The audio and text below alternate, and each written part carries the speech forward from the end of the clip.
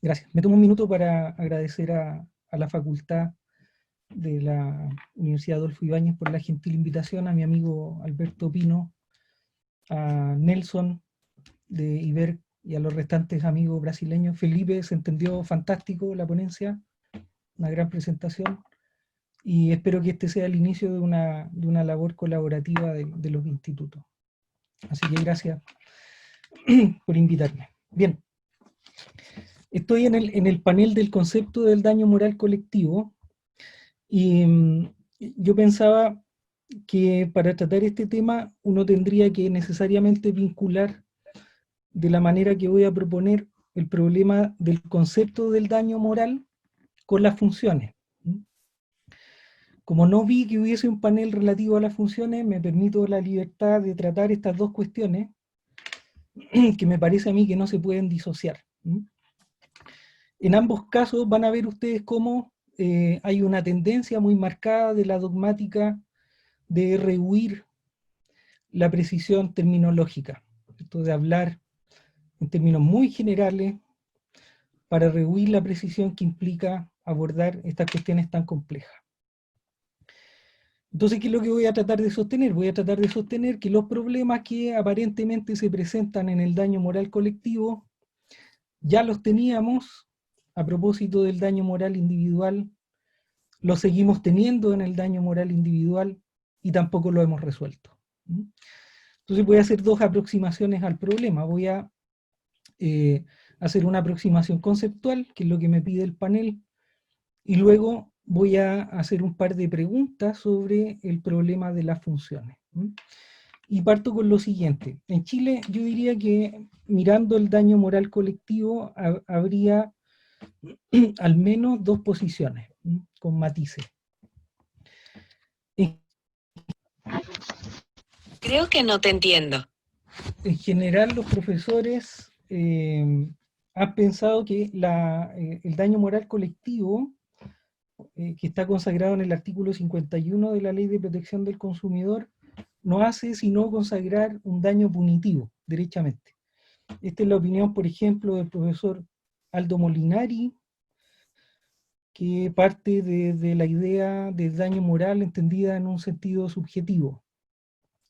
Luego Aldo Molinari dice que si el daño moral es aquel que dice relación con la dimensión personalísima de un ser humano, bueno, parece que aquí habría un daño punitivo.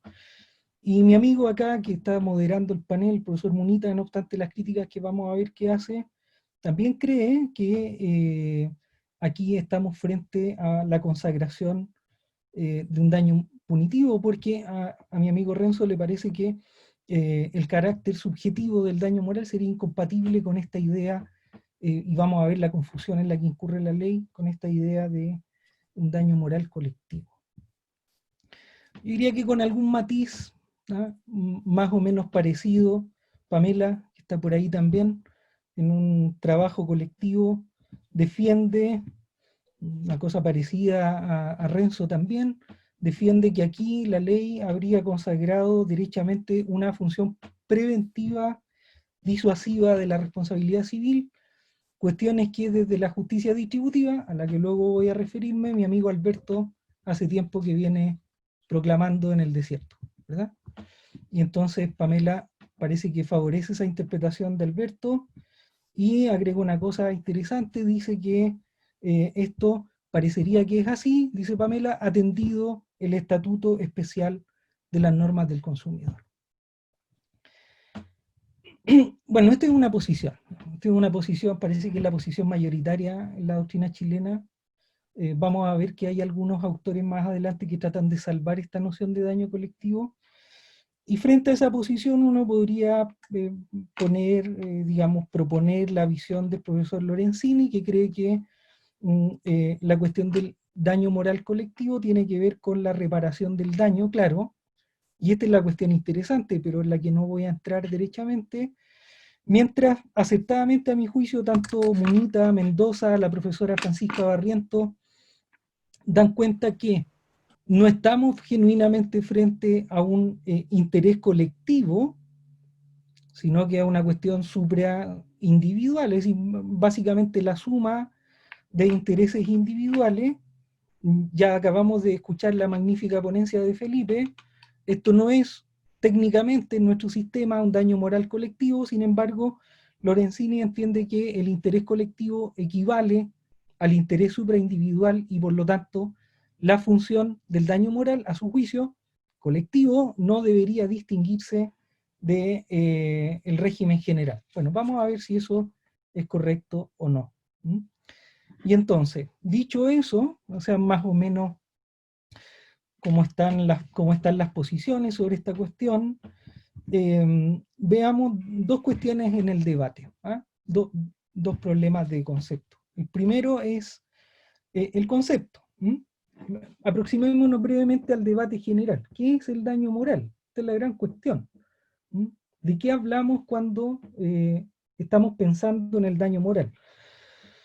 Bueno, esto es conocido. En el sistema chileno hemos avanzado desde una noción de daño moral muy restrictiva que la asimila al pretium doloris, y hemos construido una categoría más amplia para equiparar el daño moral al daño extrapatrimonial.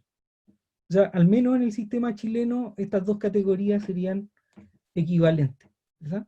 Y esto uno, si repasa desde la primera doctrina, el gran trabajo de la profesora Carmen Domínguez en adelante, daño moral es daño extrapatrimonial. Y esto no es una cuestión menor. Esto no es algo menor. Porque si no podemos disociar daño moral de daño extrapatrimonial, entonces luego la doctrina chilena, luego estoy pensando desde el año 98 en adelante, a partir de ese trabajo del profesor José Luis Diez, empieza a pensar que el daño moral es más bien, como decía Felipe muy bien, la lesión a un interés. Y esto parece que abre una puerta, ¿verdad? Porque abre una puerta en orden a objetivar la noción de daño moral. Y entonces, la cuestión sería la siguiente. Yo esto lo he propuesto, lo he planteado varias veces, pero yo lo volvería a plantear de esta manera. No es lo mismo, y voy a ser bien enfático en esto, no es lo mismo pensar el daño moral, como bien decía Felipe, como lesión a derechos, que como lesión a simple interés, ¿no? Y esto incluso tiene un fundamento histórico importante. Si yo pienso que el daño moral es lesión a derechos o bienes, el daño va a estar asociado a la naturaleza del derecho o bien lesionado. Esta cuestión históricamente más o menos corresponde a la estimatio rei. ¿Ya? Esto no es daño, técnicamente. El daño técnicamente es la lesión al interés. El interés gira en un ámbito más amplio que el derecho o el bien lesionado. Yo puedo lesionar un bien extrapatrimonial y de ahí se siguen menoscabos a intereses patrimoniales y viceversa. ¿Ya? Esta cuestión es importante porque el id quod interés, entendido de esta manera y no como derechos, salva el problema en un sistema como el chileno de que el daño no está tipificado. Si yo entiendo que el daño lesiona derechos, tengo que explicar cómo en un sistema como el chileno el daño queda tipificado. Y eso no es correcto, dado que, según la doctrina tradicional, el sistema chileno es un sistema atípico dañoso. Luego, la idea sería, digamos, en orden a objetivar que el daño sería lesión a un simple interés. Bueno, volvemos a la pregunta ahora. Si el daño moral es la lesión a un interés de la víctima, ¿qué es interés? ¿Qué cosa es un interés? De nuevo volvemos al problema. Fíjense que la doctrina chilena siempre ha definido el interés en términos subjetivos. El interés es algo que a la víctima le permite satisfacer una necesidad o provoca o evita un dolor. Así de amplio. Tan amplio que la doctrina chilena, cuando introdujo este criterio al parecer objetivo y amplio de daño moral, luego, muy luego, tuvo que introducir un criterio normativo para frenarlo. ¿Cuál es el criterio normativo? La verdad es que cualquier cosa no puede ser daño. ¿Ya? Y entonces la doctrina chilena ha dicho que daño moral no es la lesión a cualquier interés, sino en cuanto éste sea anormal. Y este es un criterio normativo que a mi juicio falsea el problema, porque no se introduce en el concepto, sino que los requisitos. ¿Ya? Ahora, ¿cuál es el objeto de entender que el daño moral es la lesión? Y esto es muy importante para la materia del consumidor. Entender que el daño moral no es la lesión a cualquier interés, que es necesario buscar un criterio normativo que distinga el interés de la simple molestia. ¿Mm? Y esta cuestión en materia de consumidor es fundamental porque en el derecho chileno el debate sobre el daño moral, que lo han tratado varios profesores, está en determinar si en este vaivén jurisprudencial el daño es simple molestia experimentada por el consumidor como consecuencia del incumplimiento o es algo más que eso. Miren este fallo de la Corte Suprema, de 15 de enero de 2018. Dice lo siguiente en la parte pertinente. Dice el fallo, cito, la sola consideración de las contrariedades o disgustos que la situación producida pudo haber ocasionado al actor, conforme a los relatos de los testigos, no puede constituir un antecedente con aptitud bastante como para permitir estimar demostrado que efectivamente sufrió un daño. Un deterioro, esto es, algo más que la simple molestia que puede provocar una situación desagradable por mayor que sea ese desagrado. Bueno, esta es la importancia de discutir seriamente, y esta es nuestra labor, la labor de los profesores, de discutir seriamente sobre la cuestión conceptual, cosa que hasta el día de hoy no hemos hecho, por cierto. Y entonces, ustedes ven que cuando uno introduce un criterio normativo, ese criterio normativo juega, y adelanto que juega para la función, juega a la hora de discriminar lo que es daño y lo que no es daño. Y entonces yo, dado que esta cuestión no está zanjada, yo resumiría lo siguiente en términos de discusión al daño moral. Desde luego el daño moral no es dolor, pesar, angustia, porque de otra manera no podemos asociar el daño moral a, por ejemplo, una persona jurídica, y entonces conecten inmediatamente esta cuestión con la ampliación que en nuestro sistema el Estatuto del Consumidor tiene para las pymes. Es decir, tenemos que dejar de pensar daño moral como solo esto. Daño moral tampoco podría experimentarlo una persona que no tiene capacidad de experimentar dolor. De ahí todo nuestro vaivén jurisprudencial en orden a cuantificar el daño de acuerdo a esa capacidad de experimentar. Luego, si daño no es eso, esta no es una variable que debe introducirse a la hora de la prueba o a la hora de la valoración. Y luego hay que buscar un criterio normativo que distinga, discrimine, porque a pesar de que lo objetivemos y pensemos que el daño lesiona el interés, no todo interés se puede proteger en un sistema de responsabilidad. Entonces hay que buscar un criterio normativo adecuado. ¿Es adecuado el criterio de la anormalidad? Tengo mis dudas. ¿Cuál sería el criterio adecuado? Yo aquí tal vez disintiendo un poco de Felipe, hace muchos años atrás defendí que el criterio adecuado era considerar el daño moral como lesión al interés jurídicamente tutelado, pero anclándolo no en la idea de derecho subjetivo, sino, fíjense, y aquí voy a entrar, en la idea de dignidad humana. Porque nuestro texto constitucional permite este anclaje.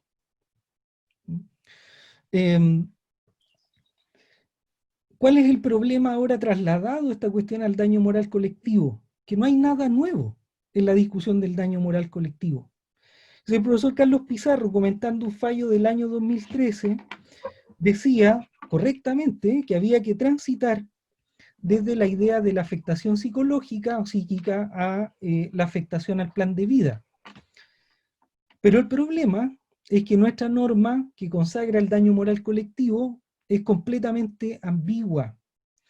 Porque, por una parte, como denuncia la profesora Barriento y denuncia el profesor Munita, aquí voy a la crítica de Renzo y de Francisca, por una parte entiende que daño moral colectivo es la afectación a la psiquis, y luego inmediatamente entiende que es la afectación a la dignidad. O sea, tenemos además de la discusión dogmática del daño moral individual, que no hay nada nuevo aquí en la discusión dogmática sobre el daño moral colectivo, la norma es ambigua.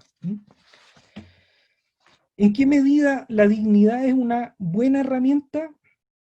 A mí me parece que es una buena herramienta de objetivación en la medida que se vincule la dignidad con la protección del daño de acuerdo al interés. Esto que estoy diciendo en materia de responsabilidad contractual se descubrió por los profesores que se redescubrió, se revisitó por los profesores que han trabajado problemas de responsabilidad contractual. Y entonces estos profesores han empezado a señalar correctamente, a mi juicio, que el daño moral contractual implica necesariamente la protección de un interés protegido de acuerdo a la finalidad contractual. Bueno, ¿por qué esto no puede operar también en sede extracontractual si el análisis tuviera que trasladarse aquí o en materia de consumo si pensamos que este es un estatuto especial? Y voy cerrando porque me están apremiando con el tiempo.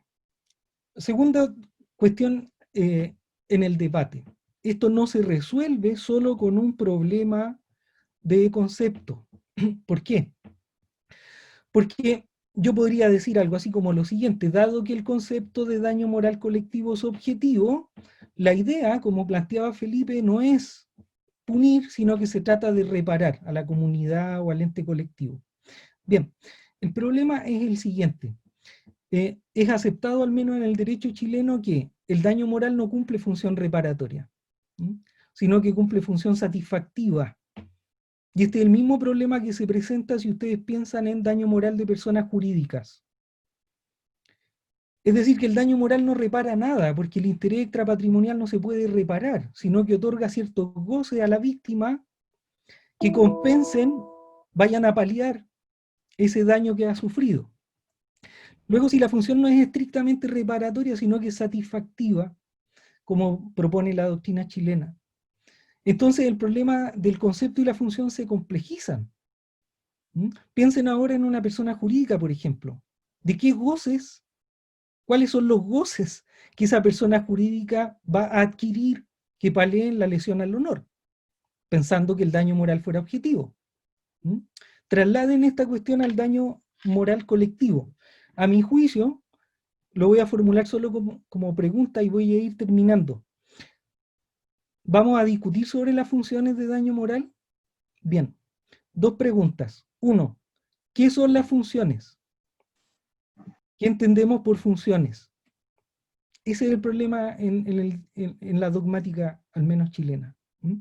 Estamos discutiendo qué son las funciones sin saber qué son las funciones. ¿Qué son las funciones? Las funciones son las consecuencias observadas para el ajuste del sistema. Eso es una función. Luego, la función satisfactiva, segunda pregunta, y cierro. Ahora sí, ¿qué tipo de funciones? ¿Es una función deseada del sistema o es una función que el sistema no desea?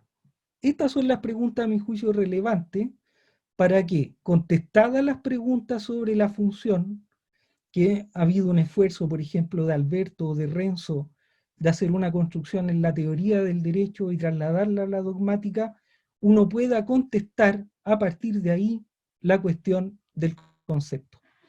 Muchas gracias. Yo termino con esto. Muchísimas gracias, Alberto, al instituto, a los amigos de Brasil. Un placer estar aquí. Renzo, gracias.